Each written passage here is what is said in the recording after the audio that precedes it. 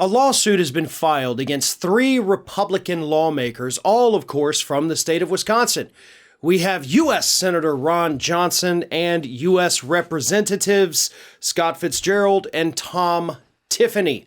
And they're being sued for allegedly aiding the insurrectionists that stormed the Capitol on January 6th. So here's a little bit of background about the case. The case was actually handled by a group run by a former Democratic candidate for state assembly who now runs a brewery. And according to the plaintiffs in the case, they believe that the statements given by these lawmakers prior to the January 6th Capitol riot, basically where they all at some point had expressed some kind of doubt about the legitimacy of the election in various, ways. Some, far more intense than others.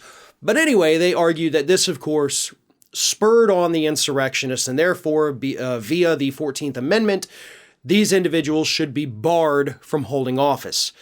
It's not unlike the unfortunately unsuccessful challenge to Madison Cawthorn's access to the ballot in North Carolina. And if you haven't been following along with that case, a judge actually recently threw it out.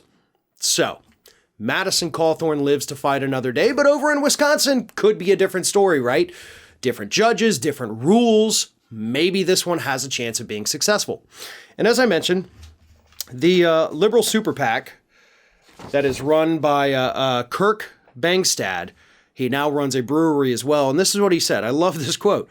"It's weird for a brewery to be pushing things in a political sense, but that's where we are because we feel like there's not enough intestinal fortitude among some of our higher up legislators or Justice Department officials to be doing what we're doing right now." Couldn't have said it better myself. Like, it shouldn't be your responsibility to have to do this.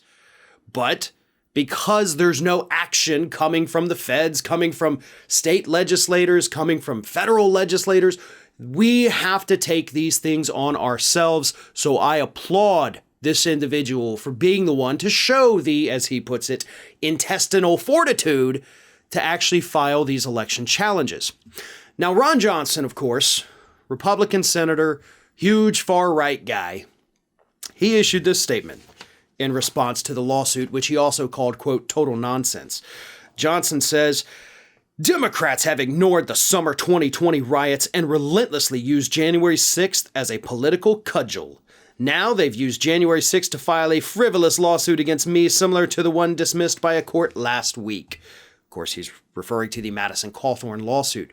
But let me ask you this, Ron Johnson. I know you're not a super smart guy, but what in the world do the protests over the death of George Floyd in the summer of 2020 have to do with people storming the Capitol trying to overthrow the results of the 2020 election?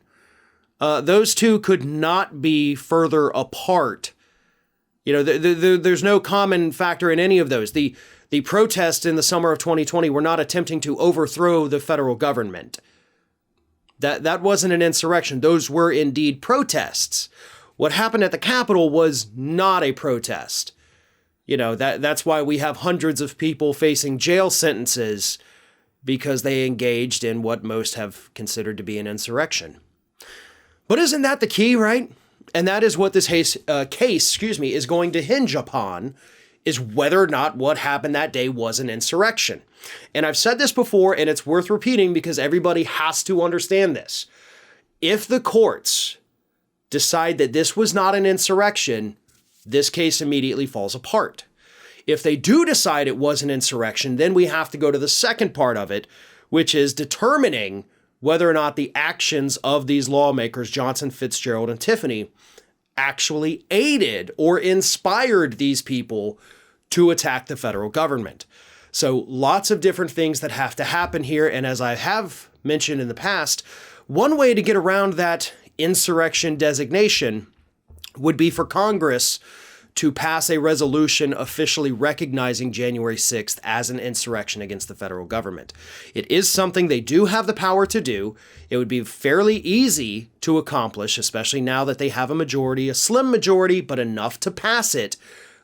If they can pass that resolution, that is the first major hurdle and perhaps even the biggest hurdle that these election challenges face. Congress could do it, but they haven't. Hey everyone, this is Aspen. And did you know that for the low cost of $0 per day, you can subscribe to the Fair and Balanced YouTube channel? We also encourage you to like, comment, and share, but again, click that subscribe button and help Aspen not be so grumpy.